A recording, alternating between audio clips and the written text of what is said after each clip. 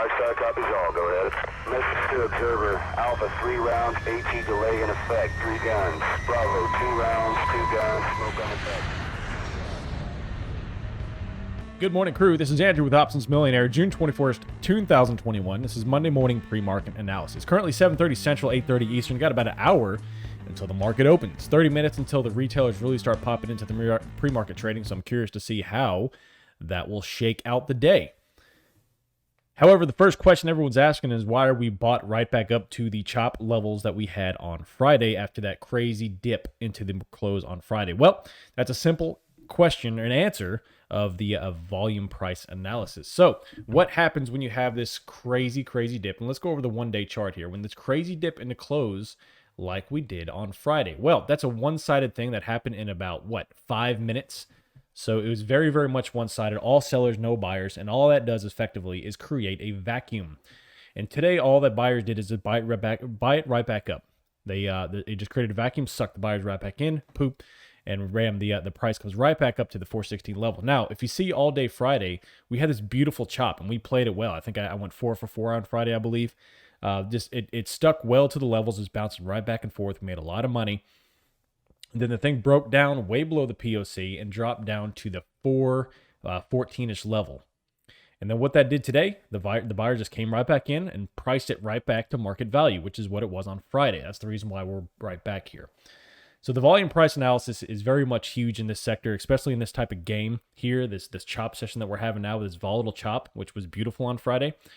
But the volume at price, which is the volume profile here, is what we're really going to focus on today. That and the VIX, of course. The VIX is something I'm going to be paying close attention to because it broke 20 a couple times on Friday, which is a very key indicator. So right now we're on the 1-year chart.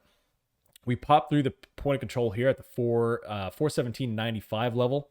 We pop right down to the 414 level, and now we pop back up to the 417-ish level.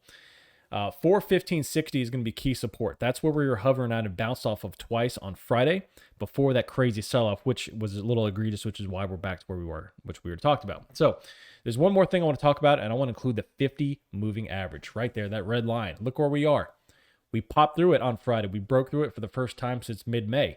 And every time we pop through it, we usually have some sort of rebound back into it. So today and tomorrow, this week, should be a very key in determining where we're going to go. Y'all know I do not like to form predictions on Sundays or Mondays. I like to see how Monday shakes out before we kind of figure out where we're going.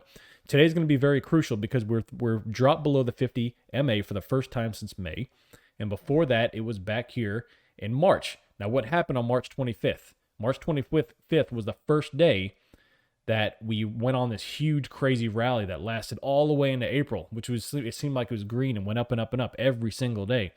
So let's see what happens now that we've dropped below the 50. We could have a very bullish buyback and climb this thing back up to key levels, which we're going to be looking at the 415 level or the 417 level first, and see where we go from there. Really right now here, the first level that I'm, of course, with the point of control that we're looking at is the 417.86 level. Above that is 419.50. Below is for resistance or support is going to be 415.60. So I got 417.86 for resistance. Above that is 419.50. Below is 415.60. I'm not going to go below that because I don't necessarily think we'll pop below that. If we do pop below 415.60, we'll be looking at the rebound levels we had on Friday, which let's actually get a number for that here. That down here, we close at 414.74, which is right at the point of control there. So we're looking at that key level if we come down there to pop below that. So anyway, that's really all I got. Not too much. I really want to see how this day plays out and see where the volume takes us here. I'm very interested to see how the volatility is going to come. We do have JPOW coming on Tuesday, tomorrow, so be on the lookout for that. Let's see if that'll inject a little volatility in there. But very key, very crucial day today. Do we go back up and bounce off of this drop after dropping below the 50 MA, or do we pop down lower and start forming a new trend? Either way, time will tell. I won't be playing the first 30 minutes unless something crazy happens. Y'all know me. I'll be waiting for the session ranges to form at 10:05 Eastern, so be on the lookout for that. Anyway, that's all I got. This is Options Millionaire. If you're new to the channel, please like and subscribe to the video so you can get notifications for all future content as well as live streams. Head over and join the Discord, man. We got a lot of cool stuff coming out. I'll be announcing a fun announcement today concerning the Patreon account, so be on the lookout for that. A lot of cool analytics coming. And of course, there's a lot of cool people you can exchange thoughts, interactions with, systems, processes, and learn a little something. So if you want to go over and join the Instagram, options.millionaire, we'll be posting more and more content as the time rolls on there.